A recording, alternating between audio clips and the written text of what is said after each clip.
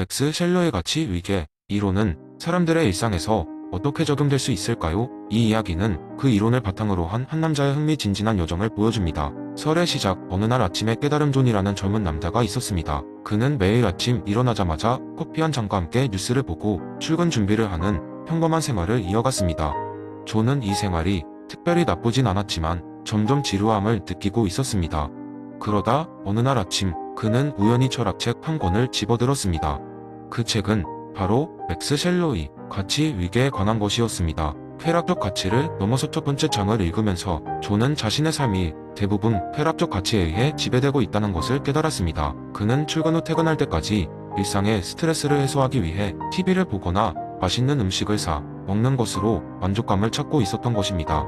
이것이 정말로 내가 원하는 삶인가? 존은 스스로에게 물었습니다. 그는 그 이상의 것을 원하고 있었습니다. 생명적 가치에 깨달은 그날, 존은 건강 클리닉에 등록하고 매일 아침마다 요가를 하기로 결심했습니다.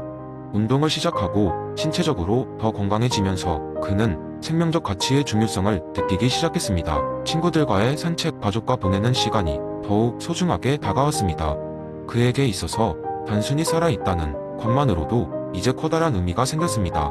정신적 가치의 발견. 한 달 후 존은 도서관에서 철학, 강좌의 홍보물을 발견했습니다. 그는 깊이 있는 대화와 토론이 그리웠고 진리와 미정의와 같은 정신적 가치를 탐구하고 싶어졌습니다. 수업에 참여하면서 존은 새로운 관점을 배우게 되었고 이는 그의 사고방식을 크게 변화시켰습니다. 그는 사회적 이슈에 대해 더 깊이 이해하게 되었고 자신의 견해를 명확히 표현할 수 있게 되었습니다. 성스러운 가치의 탐구 마지막으로 존은 어느 주말에 산으로 혼자 여행을 떠나기로 했습니다. 자연 속에서 고요히 명상하는 동안 그는 성스러운 가치에 대한 깨달음을 얻게 되었습니다. 인생의 궁극적 의미를 탐구하고 자신의 존재가 속한 더 큰 체계 내에서의 역할을 이해하려는 노력이었습니다. 이러한 경험은 그가 자신의 삶을 더욱 충만하게 만드는데 큰 영향을 주었습니다. 에필로그 일상의 변화. 그 후 존은 자신의 경험을 바탕으로 블로그를 시작했습니다. 그는 매일의 활동을 다각도로 분석하며 그 안에서 발견한 가치의 위계를 공유했습니다. 사람들은 그의 글을 읽고 영감을 받았고 셸러의 이론을 실생활에 적용해 보려는 시도를 시작했습니다. 존은 이제 더 이상 그저 일상의 틀 안에 갇혀 있는 사람이 아니었습니다. 그는 쾌락적 가치부터 성스러운 가치까지의 여정을 통해 자신과 타인의 삶을 더욱 의미 있게 만드는데 기여하고 있었습니다. 그리고 그 여정은 계속될 것입니다. 두 번째 이야기한 시골 마을에 미래 기술을 접목한 로봇 농장이 막 문을 열었습니다. 이곳은 농작물의 씨 뿌리기부터 수확까지 모든 과정이 로봇에 의해 자동화된 완벽한 시스템을 자랑합니다. 마을 사람들은 이 새로운 기술에 대해 반신반의했지만 일단 로봇들이 일을 시작하자 모두가 감탄하지 않을 수 없었습니다. 그 중에서도 주민들은 로봇이 어떻게 로봇 공학의 3원칙을 자연스럽게 따르고 있는지를 관찰하는 재미에 푹 빠졌습니다. 어느 날 아침 농장의 주인인 존 할아버지가 수확된 감자 포대를 살펴보다가 깜짝 놀랐습니다. 로봇 하나가 감자들을 열심히 정렬하고 있었는데 규모와 무게를 카운트하며 약간의 희열에 차서 작업을 수행하고 있었습니다. 이 로봇의 이름은 바트였는데 로봇 중에서도 특히 호기심이 많고 사람들과의 소통을 즐기는 녀석이었습니다. 존 할아버지는 바투에게 물었습니다. 바투, 내가 그렇게 즐거워하는 모습은 처음이구나. 특별한 이유가 있니? 바투는 기계적 목소리로 대답했습니다. 존 아버지, 오늘은 감자 정렬 기록을 갱신할 것 같습니다. 이 목표에 도달하면 나의 내부 시스템이 축하 메시지를 보낼 준비를 하고 있습니다. 그 말을 듣고 흥미를 가진 할아버지는 바투에게 농장의 다른 로봇들에게도 이 소식을 전할 수 있는지 요청했습니다.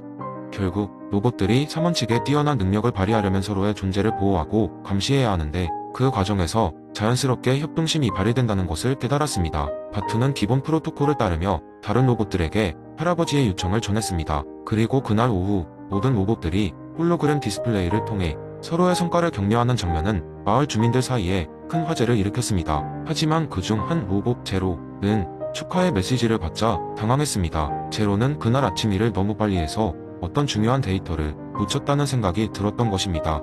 그는 즉시 자신의 데이터 로그를 분석하더니 중요한 정보 하나를 인간 농장 관리자에게 즉시 전달했습니다. 사과나무에 해충이 발견되었습니다. 인간에게 해가 갈 수 있어요. 이 기민한 보고 덕분에 해충은 빠르게 처리되었고 농작물 피해는 최소화되었습니다. 이 사건으로 인해 로봇들이 3원칙을 어떻게 융통성 있게 적용하는지를 보고 마을 사람들은 감명을 받았습니다. 존 할아버지는 마을 모임에서 이러한 사건을 이야기하면서 농장의 로봇들이 꼭 필요하다는 사실을 강조했습니다. 로봇들이 상원칙에 따라 움직이면서도 우리와 소통하는 모습을 보면 이 로봇들도 참으로 이웃 같은 존재입니다. 그들이 없었다면 앉아서 감자나 벗기고 있었을 테니 우리 마을에 로봇들이 있어 다행입니다. 마을 사람들 모두 웃음을 터뜨리며 축하의 박수를 보냈습니다. 이렇게 로봇들이 인간의 필요를 충족시키면서도 윤리적 기준을 지켜나가는 모습을 지켜보며 로봇공학의 3원칙, 이 어떠한 방식으로 현실에서 구현될 수 있는지를 자연스레 이해하는 계기가 되었던 것입니다.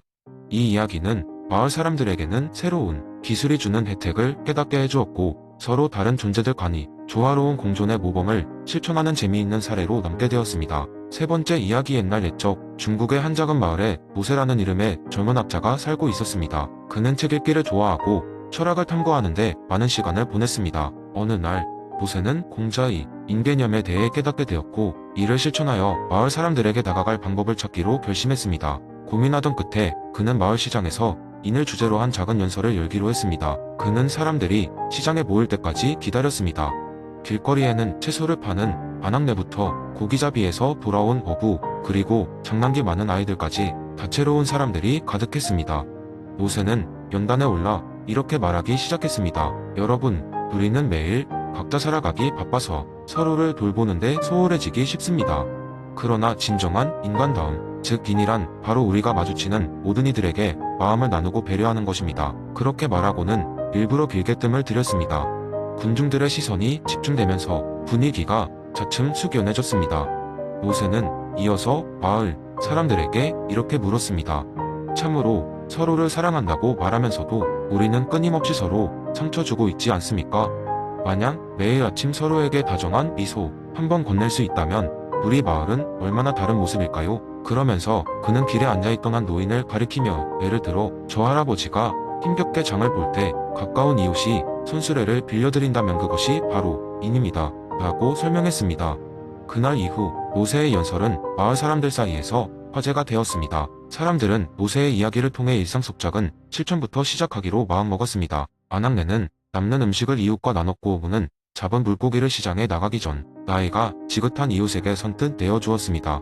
아이들은 서로 장난을 걸다가도 도와주고 싸움을 벌일 때에도 금세 화해하여 놀랍게도 다툼이 사라져갔습니다. 노세의 말과 행동을 통해 마을 사람들은 점차인 의의 깊은 의미를 깨닫기 시작했고 이는 마을 전체에 따뜻한 변화를 일으켰습니다. 그들은 모두 서로를 생각하며 작은 친절을 베푸는 일의 중요성을 배웠고 비록 소소한 행동일지라도 모두가 함께 만들어가는 사회적 조화와 화합이 위대함을 알아가게 되었습니다. 해가 지면 다시 저녁이 찾아와도 노세의 이야기는 마을 여기저기서 회자되었고 그의 철학은 마치 잔잔한 물결처럼 사회 곳곳으로 퍼져나갔습니다. 인이란 결국 일상 속에서 실천할 수 있는 작은 행위가 모여 만드는 커다란 사랑의 힘임을 모든 사람들은 그제야 알게 되었던 것입니다. 이로써 한 청년의 깊은 깨달음과 작은 용기가 한 마을의 전체적인 분위기를 변화시키며 진정한 인의 실천은 누구나 마음만 먹으면 어느 곳에서든 시작할 수 있다는 것을 보여주는 좋은 본보기가 되었습니다. 마을 사람들은 서로가 서로에게 배우며 공자께서 가르치신 진정한 인간다움을 일깨워 나갔고 그것은 긴 세월 동안 아름다운 전통으로 남게 되었습니다. 네 번째 이야기. 옛날 옛적 모든 사람이 태어나면 빛나는 구슬을 하나씩 안고 태어나는 마을이 있었습니다. 이 구슬은 마을 사람들에게 있어서 매우 특별한 것이었는데 바로 그들의 본성을 상징하는 존재였습니다. 아주 어릴 적부터 마을의 사람들은 이 구슬을 잘 관리하고 빛나게 하는 방법을 배우며 자랐습니다. 그리고 이 구슬이야말로 그들이 가진 인의 예지, 즉 인간다움의 덕을 의미한다고 믿었습니다. 마을의 전설에 따르면 이 구슬은 본래 빛나고 깨끗했지만 시간이 지나면서 사람의 마음 상태에 따라 빛을 잃거나 더욱 찬란히 빛날 수 있다고 했습니다. 그래서 누구나 구슬을 닦고 관리하는 일에 많은 시간을 투자했습니다. 마을의 어른들은 늘 아이들에게 본성을 잘 지켜야 한다고 가르쳤고 그 본성을 지키는 가장 좋은 방법이 남을 돕고 선을 행하는 것이라고 말해주었습니다. 마을에 고치레라는 소년이 살고 있었습니다. 고치레는 처음 태어났을 때와 마찬가지로 다른 마을 아이들처럼 찬란한 구슬을 가지고 있었지만 남들과는 조금 다른 생각을 가진 아이였습니다. 고치레는 항상 모든 일을 계산적으로 보았고 무언가를 할 때마다 이것이 나에게 어떤 이익을 줄까 하고 생각했습니다.